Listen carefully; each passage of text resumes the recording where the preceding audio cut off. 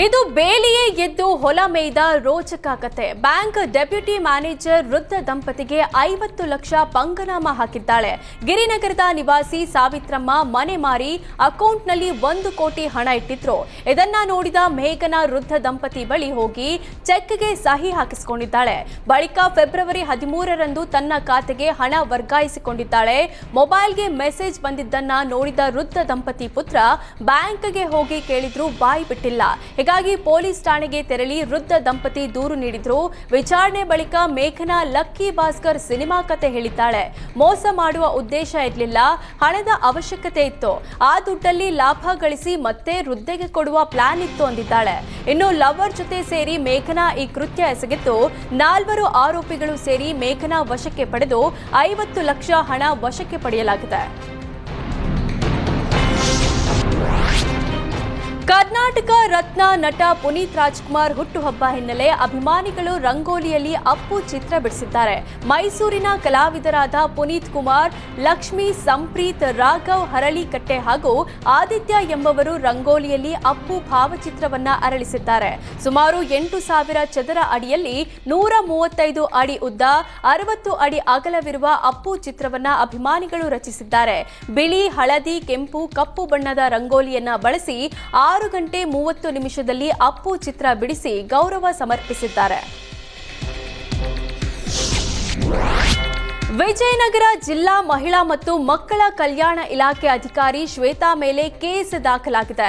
ಉಪ ಲೋಕಾಯುಕ್ತ ಬಿ ವೀರಪ್ಪ ಸ್ವಯಂ ಪ್ರೇರಿತ ದೂರು ದಾಖಲಿಸಿದ್ದಾರೆ. ಮಹಿಳಾ ಮತ್ತು ಮಕ್ಕಳ ಕಲ್ಯಾಣ ಇಲಾಖೆ ಕಚೇರಿಗೆ ಲೋಕಾಯುಕ್ತ ಟೀಮ್ ಭೇಟಿ ನೀಡಿದ ವೇಳೆ ಸಮರ್ಪಕ ಉತ್ತರ ನೀಡಿರಲಿಲ್ಲ. ಡಿಡಿ ಶ್ವೇತಾ ಮೊಬೈಲ್ ಬಗ್ಗೆಯೂ ಚೆಕ್ ಮಾಡಿದಾಗ ಅಧಿಕ ಹಣದ ವಹಿವಾಟು ನಡೆದಿರೋದು ಬೆಳಕಿಗೆ ಬಂದಿತ್ತು. ಈ ವೇಳೆ ನನ್ನ ಗಂಡ ಕಳಿಸಿದ್ದಾರೆ, ಅವರು ರಾಜಕೀಯದಲ್ಲಿದ್ದಾರೆ ಅಂದಿದ್ರು. ಇನ್ನು ಇಂಟ್ರೆಸ್ಟಿಂಗ್ ಅಂದ್ರೆ ನನ್ನ ಪತಿ ಮಾಜಿ ಶಾಸಕ ಬಸವರಾಜ ದಡೆಸಗೂರು ಅಂತ ಶ್ವೇತಾ ಹೇಳಿದ್ಲು. ಶ್ವೇತಾಳ ಉತ್ತರ ಸಮಾಧಾನ ಬಂದಿಲ್ಲ ಅಂತ ಸ್ವಯಂ ಪ್ರೇರಿತ ಕೇಸ್ ದಾಖಲಿಸಿದ್ದಾರೆ. ಬೆಂಗಳೂರಿನಲ್ಲಿ ಭೂಗಳ್ಳರ ಹಾವಳಿ ಮಿತಿ ಮೀರಿದೆ. ರಾತ್ರೋರಾತ್ರಿ 25 ವರ್ಷದ ಹಳೆಯ ಕಾಂಪೌಂಡ್ ಒಡೆದು ದಾಂಧಲೆ ಮಾಡಿದ್ದಾರೆ. ಹೊಂಗಸಂದ್ರ ಮುಖ್ಯ ರಸ್ತೆಯ ಗಾರೆಬಾವಿ ಪಾಳ್ಯದ ಬಳಿ ನಡೆದ ಘಟನೆ ಇದಾಗಿದೆ. ಸುಮಾರು 25ರಿಂದ 30 ರೌಡಿಗಳು ಏಕಾಏಕಿ ಬಂದು ಜಾಗ ನೋಡಿಕೊಳ್ಳಲು ನೇಮಕ ಮಾಡಿದ್ದ ಸೆಕ್ಯೂರಿಟಿ ಮೇಲೆ ಹಲ್ಲೆ ಮಾಡಿ ಕಾಂಪೌಂಡ್ ಕೆಡವಿ ಹಾಕಿದ್ದಾರೆ. ಸುಂದರಾರ ಮರಾರೆಡ್ಡಿ, ಅನುಶ್ರೀಯಮ್ಮ ಎಂಬವರಿಗೆ ಸೇರಿದ್ದ ಜಾಗಕ್ಕೆ ಅಕ್ರಮವಾಗಿ ನುಗ್ಗಿ ದಾಂಧಲೆ ಮಾಡಿದ್ದಾರೆ.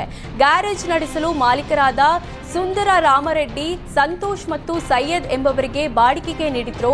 ಆದರೆ ಏಕಾಏಕಿ ಬಂದು ರೌಡಿಗಳು ಪುಂಡಾಟ ನಡೆಸಿದ್ದಾರೆ. ತಡರಾತ್ರಿ ದುಷ್ಕರ್ಮಿಗಳ ಅಟ್ಟಹಾಸಕ್ಕೆ ಹೊಂಗಸಂದ್ರ ಜನ ಬೆಚ್ಚಿ ಬಿದ್ರೆ ಎತ್ತ ಬೊಮ್ಮನಹಳ್ಳಿ ಪೊಲೀಸ್ ಠಾಣೆಗೆ ದೂರು ದಾಖಲಿಸಲಾಗಿದೆ.